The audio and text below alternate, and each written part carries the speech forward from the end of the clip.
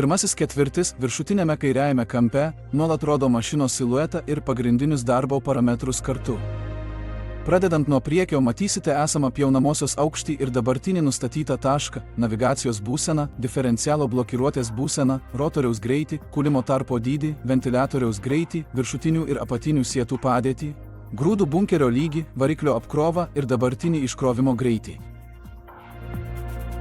Apačioje, kvadratuose, paprastai rodomos pagrindinės mašinos klaidos, darbinė pavara, automatikos būsena ir stovėjimo stabdžio padėtis.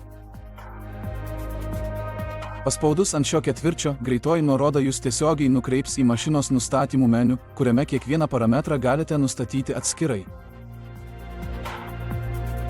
Šiame puslapyje, pradedant nuo viršaus, matysite grūdinės kultūros tipą ir pavadinimų nustatymus.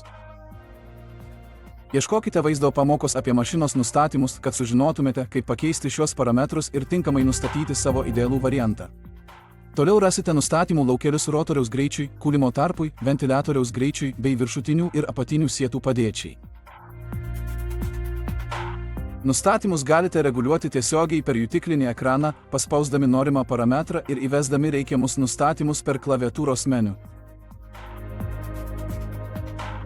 Pasirinktą nustatymą patvirtinkite žalia varnele. Taip pat nepamirškite, kad mašinos nustatymus galima reguliuoti tiesiogiai nuo porankio, paspaudžiant žalios spalvos mygtukus. Naudokite rodiklių mygtukus, kad pereitumėte prie reguliavimo nustatymų. Keiskite juos sukamuoju ratuku. Taip pat nepamirškite, kad mašinos nustatymus galima reguliuoti tiesiogiai nuo porankio, paspaudžiant žalius mygtukus.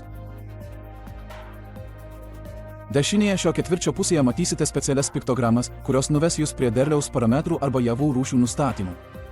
Juos apžvelgsime vėliau. Jei paspausite grįžimo piktogramą, pateksite į kombaino pagrindinį meniu, kurį taip pat apžvelgsime vėliau.